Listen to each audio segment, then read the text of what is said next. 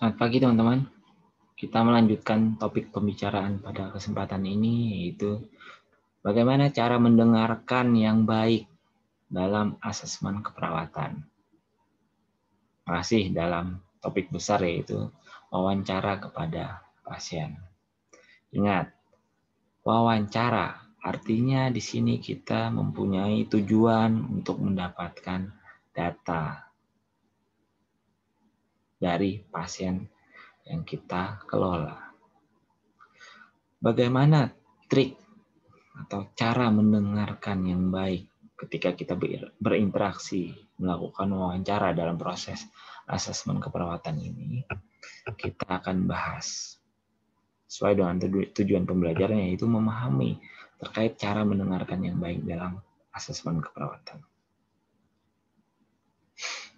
Niat awal kita melakukan wawancara adalah untuk mendapatkan data.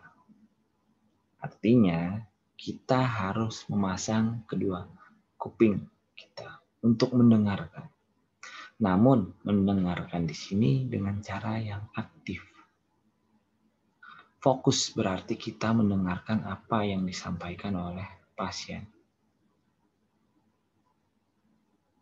Ketika pasien terkesan menyampaikan hal yang banyak, namun masih dalam fokus sesuai pertanyaan atau hal yang mau kita gali, berikan kesempatan pasien untuk menyelesaikan pembicaraannya.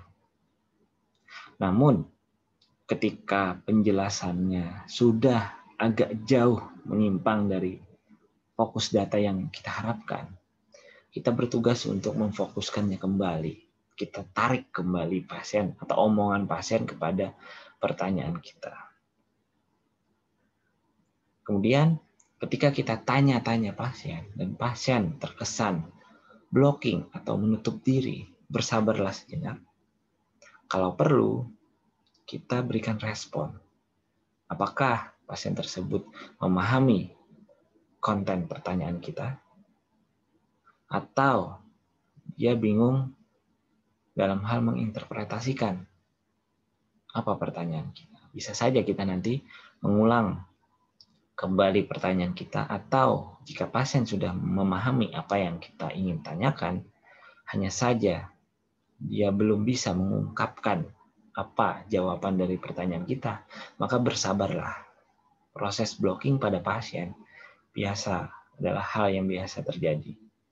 Kita bisa membuat pasien merasa nyaman ketika berinteraksi dengan kita guna meminimalkan blocking yang terjadi. Berikan perhatian penuh saat kita melakukan wawancara. Jangan tunjukkan kita berinteraksi dengan pasien dengan sikap tertutup. Apa yang saya maksud dengan sikap tertutup? Misalkan, dalam interaksi, kita tidak sengaja memasukkan kedua tangan kita ke saku. Atau ketika berinteraksi, kita duduk, kaki dan tangan kita melipat seakan-akan menutup. Perhatikan, itu adalah hal-hal yang secara nonverbal mempengaruhi terhadap konten kita dalam berinteraksi dengan pasien. Perhatikan dengan penuh. Tunjukkan antusias, mendengarkan keluhan pasien, mendengarkan cerita, riwayat penyakit pasien terdahulu hingga saat ini.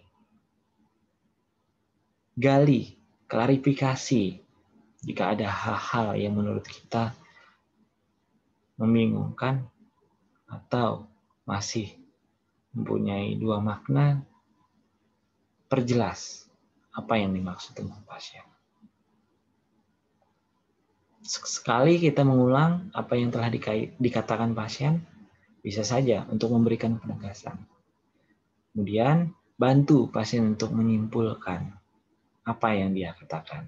Jika pada penyampaian pasien, ucapan pasien terkesan bulat, muter-muter, namun sebenarnya kita mengetahui apa yang menjadi topik jawaban dari pasien.